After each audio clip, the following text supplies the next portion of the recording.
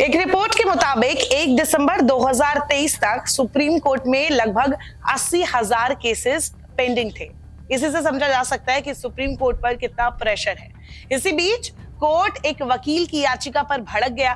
Court की जो पीठ थी उसने वकील को सिर्फ फटकार लगाई, बल्कि उस पर 1 लाख जुर्माना भी ठोक दिया और उसे सबक सिखाने की कोशिश की। कहा, आप अदालत का और सुप्रीम कोर्ट रजिस्ट्री का इतना कीमती वक्त बर्बाद नहीं कर सकते।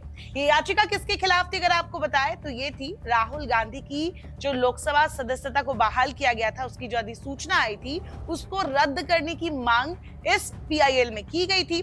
ये लखनऊ के वकील है, इन्होंने ये अर्जी कोर्ट में डाली और कहा कि जो राहुल गांधी की लोकसभा सदस्यता बहाल की गई थी उसको रद्द कर दिया जाए और चुनाव आयोग को फिर से निर्देश दिया जाए कि दोबारा से वायनाड में, जहां से वो सांसद है, वहां चुनाव कराया जाए। ये कोर्ट को उन्होंने ये अपील की थी, लेकिन कोर्ट ने इसे खारिज कर दिया। साथ ही साथ कोर्ट ने अपनी कमेंट पे क्या कहा ये भी बताते हैं। पीआईएल की सुनवाई करते हुए जस्टिस भूषण आर गवई और जस्टिस संदीप मेहता की पीठ ने याचिका को तुच्छ करार दिया और कहा, ऐसी याचिकाओं ने न केवल अदालत का बल्कि पूरे सुप्रीम कोर्ट रजिस्ट्री का कीमती समय बर्बाद कर दिया है।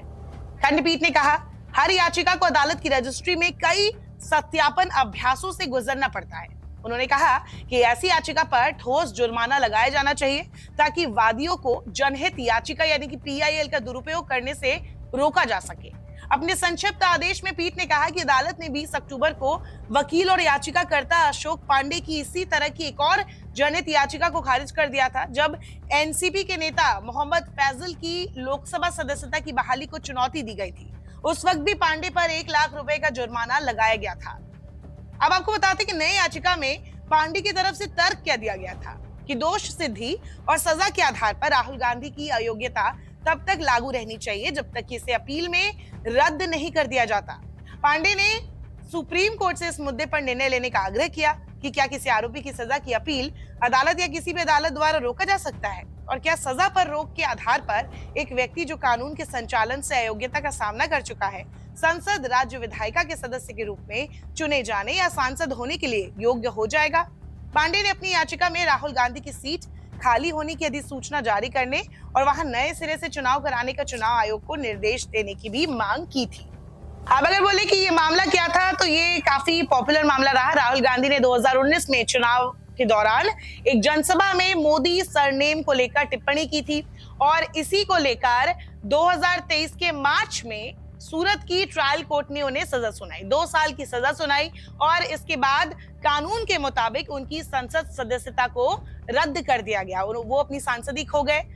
लगभग 130 से ज्यादा दिन थे जब तक वो सांसद नहीं रहे थे और इसके बाद उनका घर बंगला भी खाली करवाया गया था। काफी ड्रामा देखने को मिला था। इसके बाद सुप्रीम कोर्ट ने अगस्त में फैसला सुनाया और सजा पर रोक लगा दी और इसके बाद फिर से उनकी सांसदी एक बार बहाल कर दी गई। सुप्रीम कोर्ट ने अगस्त में जब राहुल गांधी की संसद सदस्यता को बहाल किया, तब उन्होंने सूरत के ट्रायल कोर्ट का जो एक तरीके से आदेश कह सकते थे, उस पर सवाल उठाए थे। उनका 2 सबसे बड़ा सवाल था कि आखिरकार कोर्ट ने राहुल गांधी को सबसे अधिकतम सजा यानी कि 2 साल की सजा एक टिप्पणी के मामले में क्यों दी, क्योंकि 2 साल की सजा अगर होती है किसी सांसद को जो कि प्रतिनिधित्व है किसी क्षेत्र का, तो उसकी सदस्यता रद्द हो जाती है, चाहे वो संसद की हो, विधायकी की हो। तो इस तरीके से कोर्ट ने ये सवाल उठाया कि अधिकतम 2 साल की सजा क्यों दी गई। दूसरी चीज ये भी कहा गया कि क्योंकि राहुल गांधी वायनाड से सांसद थे और जितने दिन वो सांसद नहीं रहे, उनकी रद्द कर दी गई सदस्यता, तो उतने दिन वहां की सीट खाली रही। तो कोर्ट ने ये बात उठाई कि वहां की जनता के लिए क्या यह नाइंसाफी नहीं कि वहां पर इतने मुश्किल से 5 साल में चुनाव होते हैं और आपने वहां के प्रतिनिधित्व को ही हटा दिया, तो वहां की जनता के साथ ये नाइंसाफी है और इसीलिए कोर्ट ने राहुल गांधी की संसद सदस्यता को बहाल कर दिया था। नमस्कार, मैं हूं मानक गुप्ता। अगर आपको हमारा ये वीडियो पसंद आया हो तो इसे लाइक और शेयर जरूर करें और हाँ, हमें सब्सक्राइब और फॉलो करना ना भूलें ताकि आप देश और दुनिया की कोई खबर मिस ना करें। तो जुड़े रहिए हमारे साथ और देखते रहिए न्यूज़ 24।